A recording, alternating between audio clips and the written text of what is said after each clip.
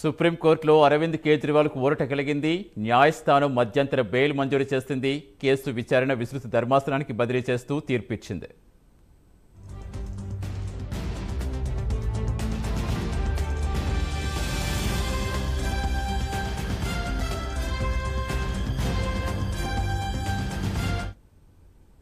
పూర్తి సమాచారం ఇచ్చేందుకు మా ఇన్పుట్ ఎడిటర్ రాజేందర్ జాయిన్ అవుతున్నారు. రాజేందర్, చాలా సుదీర్ఘ ప్రయత్నం తర్వాత మధ్యంతర బెయిల్ అయితే వచ్చింది. ఇంకా ఏం చెప్పింది సుప్రీంకోర్టు?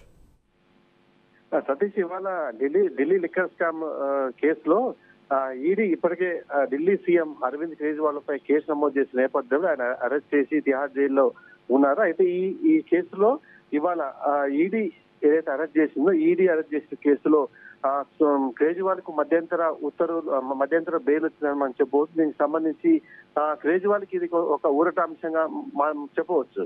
ఎందుకంటే గత కొంతకాలంగా ఈడీ కేసు నమోదు చేసిన నేపథ్యంలో హైకోర్టు, ఆ తర్వాత రౌస్ రెవెన్యూ కోర్టు ఇచ్చినటువంటి మధ్యంతర బెయిల్ తర్వాత సుప్రీంకోర్టులో వేసిన నేపథ్యంలో ఇవాళ సుప్రీంకోర్టు మధ్యంతర బెయిల్ ఇచ్చింది. అయితే ఇప్పట్లో కేజ్రీవాల్ జైలు నుంచి విడుదలయ్యే అవకాశం మనకు కనిపిస్తుంది. ఎందుకంటే ఇప్పుడు ఈడీ కేసులో మధ్యంతర బెయిల్ వచ్చినా కానీ సిబిఐ కేసులో ఆయన అరెస్ట్ అయి ఉన్న నేపథ్యంలో, సిబిఐ కేసు కూడా ఉన్న నేపథ్యంలో ఈడీ కేసులో మధ్యంతర బెయిల్ వచ్చినా సిబిఐ కేసులో మాత్రం ఆయన అరెస్ట్ గా ఉన్నారు, తిహార్ జైల్లోనే ఉన్నారు.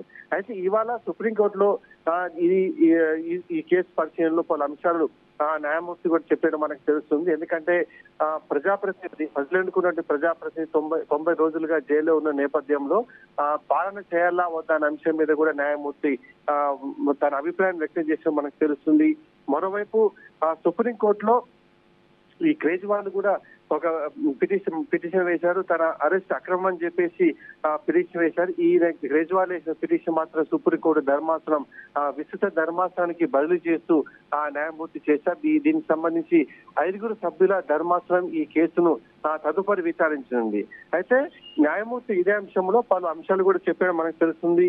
ఏదైతే కేజ్రీవాల్ పై పెట్టినటువంటి కేసులు, అదేవిధంగా శిక్షలను కూడా పరిశీలించాల్సి ఉంది. ఈ పరిశీలన జరగాలంటే విస్తృత ధర్మాసనమే బదిలీ చేయాల్సి ఉంటుందని చెప్పేసి కూడా వ్యాఖ్యానించారు. అయితే లిక్కర్ స్కామ్ సంబంధించి మధ్యంతర ఉత్తర్వులు ఇచ్చే నేపథ్యంలో ఇంకా కస్టడీలో ఉండాల్సిన అవసరం లేదని కేజ్రీవాల్ తరఫున న్యాయవాదులు కూడా తమ వాదనలు వినిపించారు. కానీ సిబిఐ కేసు అరెస్ట్ చేసిన నేపథ్యంలో తిహార్ జైల్లోనే ఉండాల్సిన పరిస్థితి ఏర్పడ్డది. ఇదే అంశంలో 90 రోజులుగా, అంటే దాదాపుగా 3 నెలలుగా తిహార్ జైల్లోనే కేజ్రీవాల్ ఇప్పటికీ ఉన్నారు.